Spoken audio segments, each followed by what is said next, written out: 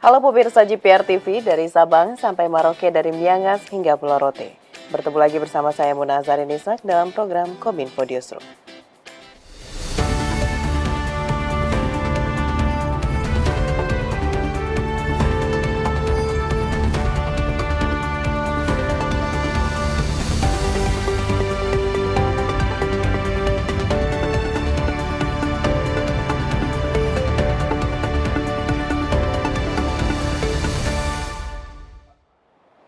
Pemirsa, kita ke informasi pertama. Presiden Joko Widodo mengakui bahwa pembangunan Ibu Kota Nusantara baru akan selesai sekitar 15% pada peringatan HUT ke-79 Republik Indonesia pada 17 Agustus mendatang.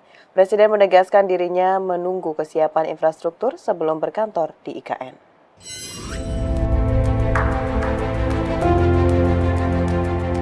Dalam keterangan pers sebelum bertolak ke Abu Dhabi, Presiden Joko Widodo mengatakan kemajuan atau progres pembangunan di Ibu Kota Nusantara Kalimantan Timur mundur dari target awal karena hujan deras. Mundurnya pembangunan juga menyebabkan rencana Presiden untuk berkantor di IKN yang diagendakan mulai Juli ini tertunda. Meski demikian, Presiden menilai hal ini wajar dalam pekerjaan proyek besar.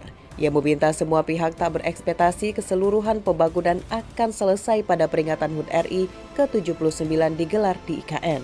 Pasalnya, pembangunan ibu kota adalah proyek jangka panjang yang bisa memakan waktu 15 hingga 20 tahun. Kemarin memang targetnya kan Juli, tetapi coba lihat IKN minggunya tiap hari hujan terus banget. Jadi memang pekerjaan banyak yang muncul dan itu biasa dalam proyek besar. Dan IKN ini kan bukan dibangun 2 tahun, 3 tahun. Lebih lanjut, Presiden mengakui IKN masih butuh investasi dan ini yang terus dikejar oleh pemerintah setelah merampungkan kawasan inti pemerintahan yang 100% menggunakan dana APBN. Kita ingin memang OIKN, otoritas IKN itu betul-betul diberikan kewenangan untuk menarik investasi yang sebesar-besarnya, baik investasi dalam negeri maupun investasi luar negeri. Karena yang dibangun dari APBN itu hanya kawasan inti, yaitu kawasan pemerintahan. Yang lainnya itu kita berharap kepada investasi, kepada investor baik dalam maupun luar negeri. Pemirsa, dalam mewujudkan Indonesia Emas 2045, zakat dipercaya dapat menjadi salah satu solusi untuk mengurangi kemiskinan dan meningkatkan kesejahteraan masyarakat di tanah air. Untuk itu, Wakil Presiden Ma'ruf Amin meminta penyaluran zakat harus tepat sasaran guna membantu meningkatkan taraf hidup orang yang tidak mampu. Pemerintah dengan dukungan dari segenap elemen bangsa terus berupaya mewujudkan visi Indonesia Emas 2045, yaitu negara yang maju, makmur, dan berkelanjutan. Dalam menuju keberhasilan cita-cita ini, zakat dipercaya dapat menjadi salah satu solusi untuk mengurangi kemiskinan dan meningkatkan kesejahteraan masyarakat di tanah air.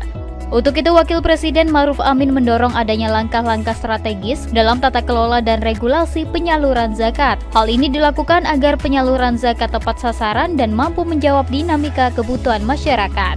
Kebermanfaatan zakat dalam upaya pengentasan kemiskinan tidak hanya diarahkan untuk mengentaskan mustahik atau penerima zakat dari garis kemiskinan ekstrim, tetapi juga memberdayakan mustahik agar bertransformasi menjadi muzaki atau pembayar zakat. Pastikan penyaluran zakat tepat sasaran dan tepat manfaat dengan basis data yang akurat, utamanya pada program yang berkaitan dengan pengentasan kemiskinan.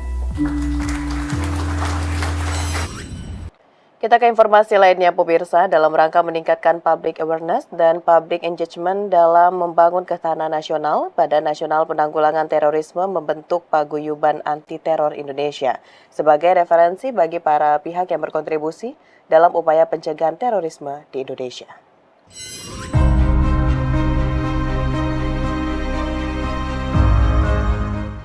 Badan Nasional Penanggulangan Terorisme membentuk Paguyuban Anti Teror Indonesia sebagai wadah silaturahmi dan wadah perjuangan para tokoh anti teror Indonesia yang berbadan hukum.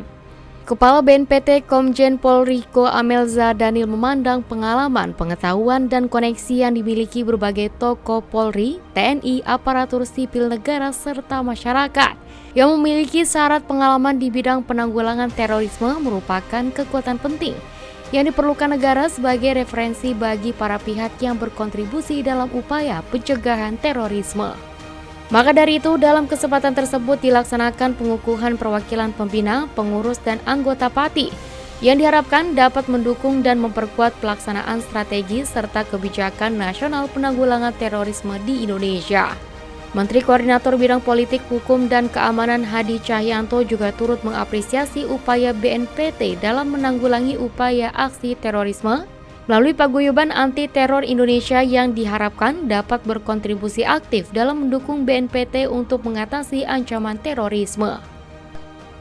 Diresmikan satu organisasi, satu paguyuban, yaitu Paguyuban Anti Teroris Indonesia yang disingkat PATI.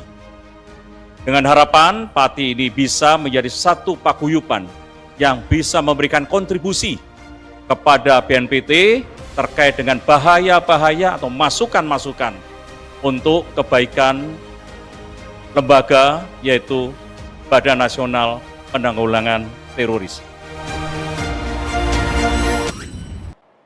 Pemirsa, Ditjen Imigrasi berencana akan menertibkan para warga negara asing atau turis di Bali. Penertiban ini merupakan respon Ditjen Imigrasi akan banyaknya pelanggaran lalu lintas oleh para warga negara asing tersebut. Ditjen Imigrasi akan berkoordinasi dengan kepolisian untuk penertiban. Sanksi yang dijatuhkan beragam, mulai dari tindakan administratif hingga sanksi deportasi.